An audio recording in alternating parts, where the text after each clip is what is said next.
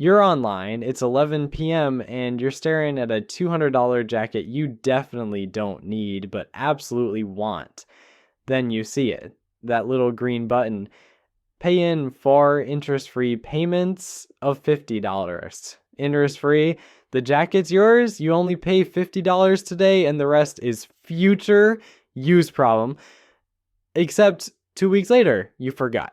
You were busy and even had 3 other pay in 4 purchases running that you also forgot about. And here's the thing that should terrify you. 41% of people using these apps missed at least one payment last year. That's not a small minority making mistakes. That's nearly half the user base feeding a fee machine that was designed to look like a favor. My name is Nick, and I spend way too much time thinking about how companies have found creative new ways to make debt feel like a lifestyle hack. If you've ever used Klarna, Afterpay, Affirm, or tapped that pay later button without really thinking about it, make sure to hit subscribe and give this video a thumbs up. Because today we're breaking down why buy now, pay later might be the most dangerous financial trap nobody's talking about. Now, before we dive in, let me be crystal clear about something. I'm not a financial advisor, and this isn't financial advice.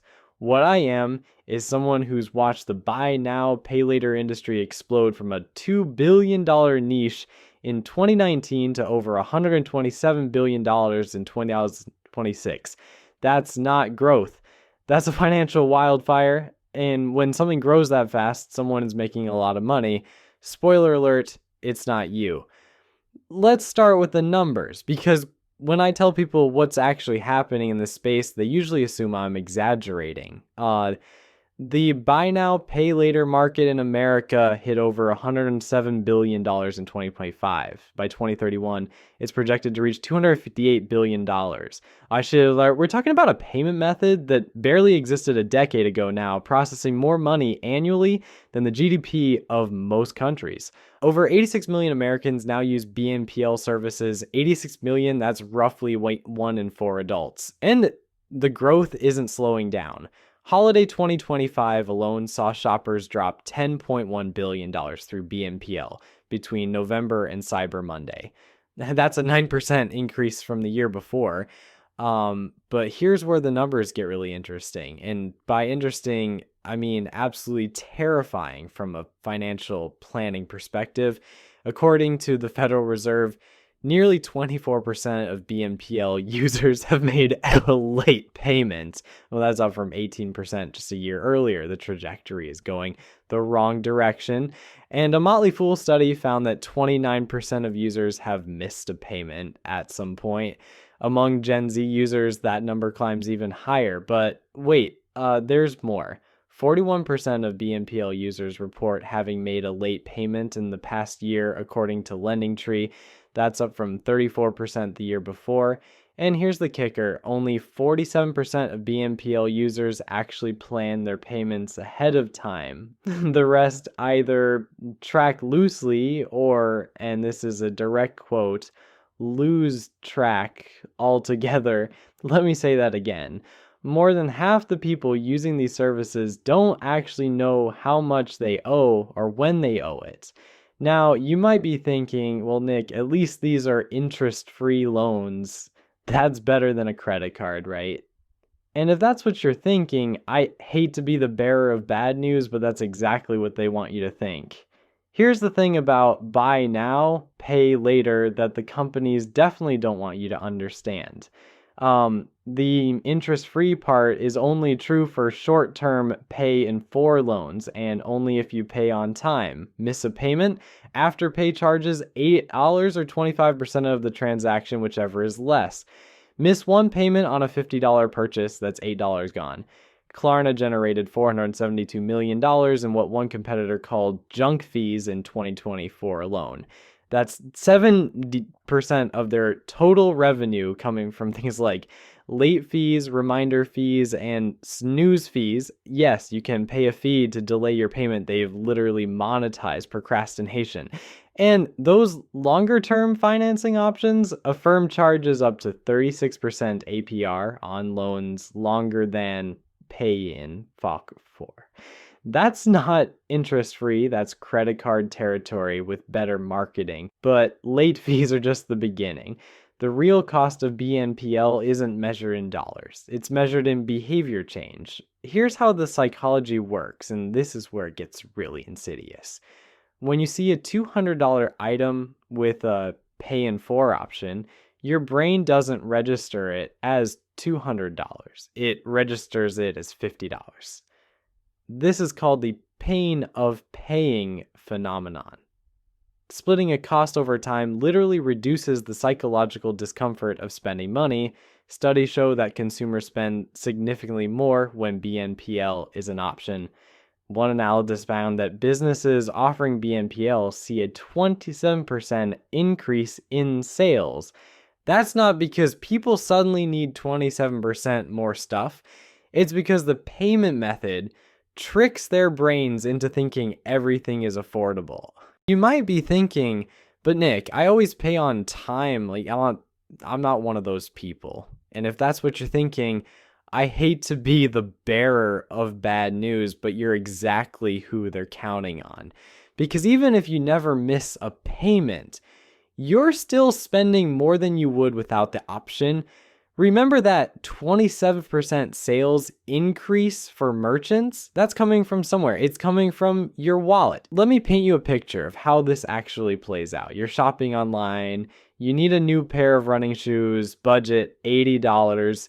You find a pair you like for $120. Normally, you'd close the tab and keep looking, but then you see it. 4 payments of $30. Suddenly, $120 feels like $30. You buy the shoes. While you're there, you notice some running socks, $40, or 4 payments of $10. Why not? And maybe some workout shorts, another $60 or $15 today. You leave the site having spent $220 instead of $80, but it doesn't feel like $220. It feels like $58 because that's all that left your account today. Now, multiply this across every shopping experience for an entire year. This is how people end up with 60% of BNPL users reporting they've had multiple loans at once. And nearly 1 in 4 users have had 3 or more active BNPL loans simultaneously. It's like being slowly pecked to death by ducks. No single payment is dangerous, but there are a lot of ducks. But here's where the story takes a turn that honestly sounds like something from a financial dystopia novel. People aren't just using BNPL for electronics and clothing anymore. They're financing groceries. Like 25% of BNPL users now use these services to buy groceries. That's up from 14% just a year ago. 1/3 of Gen Z BNPL users have financed their supermarket trips. Think about that for a second. We've normalized going into debt for milk and bread, and it gets worse. You're right, you can now use Klarna on DoorDash. You can literally finance your takeout burrito, 4 payments of $3.75 for a meal that'll be digested before your first installment is due. When the partnership was announced, one personal finance expert called it a dystopian indictment of late-stage capitalism. Another said, if you need a loan to buy a damn burger, you're not the customer, you're the product. When financial experts start using the word dystopian to describe a payment method, maybe we should pay attention. Here's why financing food is such a massive red flag. BNPL was originally marketed as a way to spread out large purchases. A new couch, a laptop, things that cost enough to justify payment planning, but groceries, a burrito, these aren't big ticket items. They're necessities and impulse purchases. When people start financing necessities, it means they can't afford necessities. And when people start financing impulse purchases, it means they've completely lost the connection between spending and actual money. This brings us to what I call the BNPL debt spiral, and it works like this. Step one, you use BNPL for a legitimate purpose, maybe a medical bill or an unexpected car repair. Makes sense. Interest-free financing for an emergency. Step two, because that first experience was painless, you use it again, this time for something less essential. A new gaming console, some clothes, still manageable. Step three, you now have multiple BNPL loans running, but since each one is only $25 or $50 per payment, it doesn't feel like much. Step four, money gets tight one month. You have a choice. Skip a BNPL payment and face a late fee, or use BNPL to buy groceries and other essentials to free up cash. You choose option B, step 5. You now have even more BNPL loans. The payments start stacking. You're not managing purchases anymore. You're managing debt. Step 6. You miss a payment, then another. Late fees accumulate. Your interest-free loans are no longer interest-free. Step 7, you're trapped in a cycle where you're constantly paying for things you bought months ago while taking on new debt to afford current expenses. This is loan stacking, and it's becoming epidemic. 63% of BNPL borrowers have more than one loan going at any given time, and because these loans often don't report to credit bureaus, there's no way for lenders to know you've got 5 other BNPL loans when you apply for a 6th. You can rack up thousands in phantom debt that doesn't show up on your credit reports until, that is, you default. And then it absolutely does. They've essentially invented financial quicksand that looks like a shortcut. Here's what that actually feels like day to day. It feels like checking your bank account every morning, wondering which $25 is going to disappear today. It feels like that mini heart attack when you see a payment notification and can't remember what it's for. It feels like keeping a mental calendar of 8 different due dates while trying to remember your mom's birthday. It feels like avoiding your email because there might be another missed payment notice sitting there.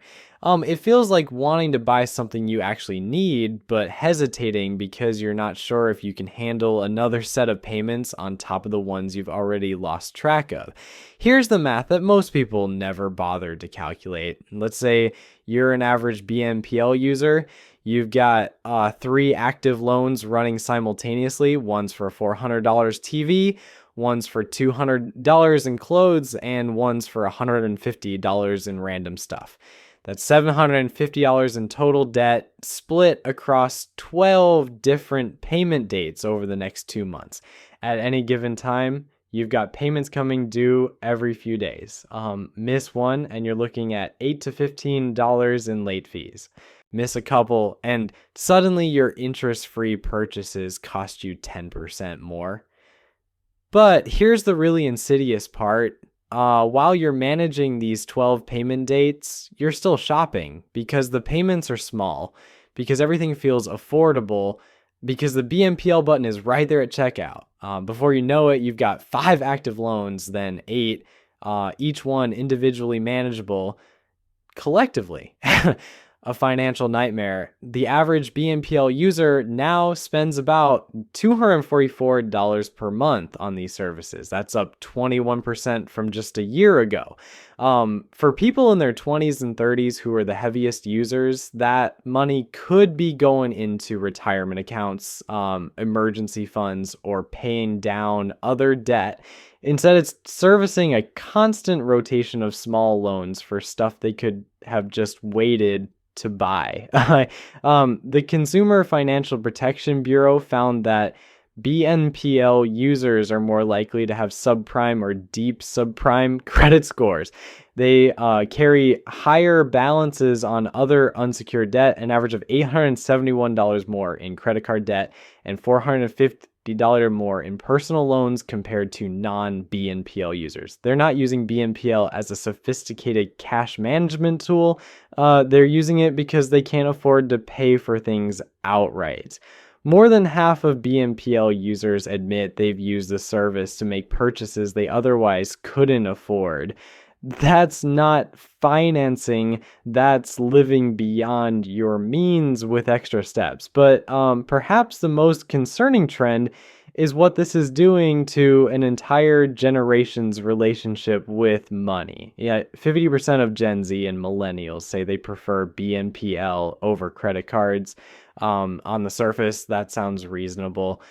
Credit cards charge interest, BNPL often doesn't. But here's what they're missing. Credit cards, for all their problems, have guardrails. There's a credit check, there's a spending limit, there's a single monthly payment date, there are robust consumer protections for disputes and fraud. BNPL has almost none of these. The approval process is instant and nearly universal. There's no unified spending limit. Payment dates are scattered across the calendar, and until very recently, there were basically zero regulatory protections. We've essentially given young people unlimited access to debt while removing all the friction that historically made people think twice before borrowing. And let me tell you what that means long term. When you're 22 and you've been financing everything from concert tickets, yes, 60% of Coachella attendees use BNPL for their tickets, to your weekly grocery run, you're training your brain that debt is normal, that purchases don't need to align with income, that you can always worry about paying for things later. This isn't building financial skills, it's building financial dependency. It's like getting a gym membership for your wallet, except instead of getting stronger, you just pay fees for not showing up. But here's what makes this truly insidious. The BNPL companies know exactly what they're doing. They've spent millions researching the psychology of spending. They know that splitting payments reduces psychological pain. They know that instant approval creates impulse buying. They know that scattered due dates cause people to lose track of what they owe. Like, none of this is accidental. The button is bright green for a reason. The math showing $25 today instead of $100 total is calculated for a reason. The nearly zero approval requirements exist for a reason. They're not offering you a convenient payment option. They're exploiting cognitive biases to make you spend more than you would otherwise. And the businesses offering BNPL, they're paying extra for the privilege. BNPL providers charge merchants 4 to 6% per transaction compared to about 2.5% for credit cards. Why would a business pay double the transaction fee? Because they know BNPL increases sales volume by 20-30%. Because they know customers with BNPL options spend more per transaction. Because they know the psychological manipulation is worth the cost. You're not the customer, you're the product. The merchants are the customers. BNPL companies are selling them access to your wallet, and you're paying for it through behavior change you don't even notice. So let me give you permission to do something that might feel radical in 2026. You can just not use it. You can look at that pay in 4 button and choose to close the tab instead. You can decide that if you can't afford something today, you'll wait until you can.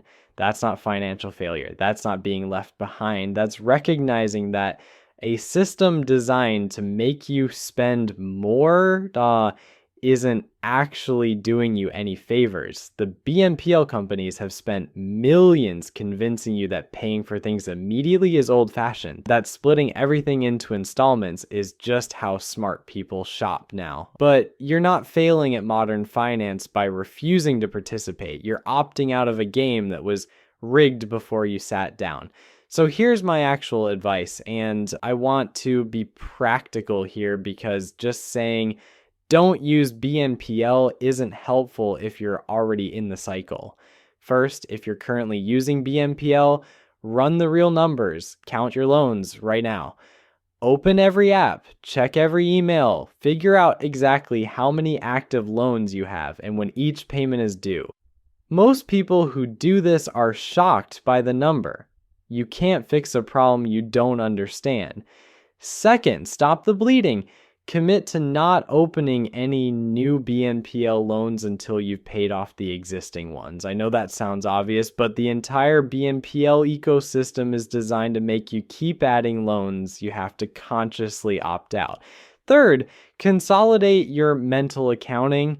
If you have $300 in scattered BNPL loans, treat it like $300 in debt and not 3 easy payments here and 4 easy payments there. It's debt. Label it as such in your brain. Fourth, and this is the most important one, if you can't afford something without BNPL, you can't afford it. Period. The pay in 4 option isn't making things affordable. It's making them feel affordable. There's a massive difference. And fifth, if you're using BNPL for groceries or other necessities, that's a 5-alarm fire warning that your budget needs serious attention. That's not a payment strategy. That's a crisis being managed with more debt. Here's what ties this all together. The buy now, pay later industry has convinced an entire generation that debt is convenience, that financing everything is normal, that the pain of paying is something to be avoided rather than respected, but that pain exists for a reason. It's your brain's way of making you think twice before spending money. It's the friction that keeps you from buying things you don't need with money you don't have. When you remove that friction, you don't become financially free. You become financially untethered. Yeah, spending without connection to earning, consuming without connection to affording. The companies offering these services aren't your friends. They're not trying to help you manage your finances. They're trying to maximize the amount of money that flows through their systems. And they found that the best way to do that is to make debt feel like nothing. But debt is never nothing. Whether you pay it in one lump sum or 4 easy installments, you're still exchanging future money for present purchases. You're still making a commitment that constrains your future options. You're still building a relationship with borrowing that will shape how you approach money for decades. The next time you see that pay in 4 button, I want you to do something radical. Consider whether you'd still buy this thing if you had to hand over the full amount in cash right now. Ask yourself if you're buying this because you want it or because the payment structure makes it feel free. Because here's the thing about buy now, pay later that nobody talks about. You always pay later. The only question is whether you're paying with money, with fees, with stress, or with a relationship with debt that follows you for the rest of your financial life. Sometimes the smartest financial move isn't finding a more creative way to afford something. It's recognizing that if you need to finance it, maybe you don't need it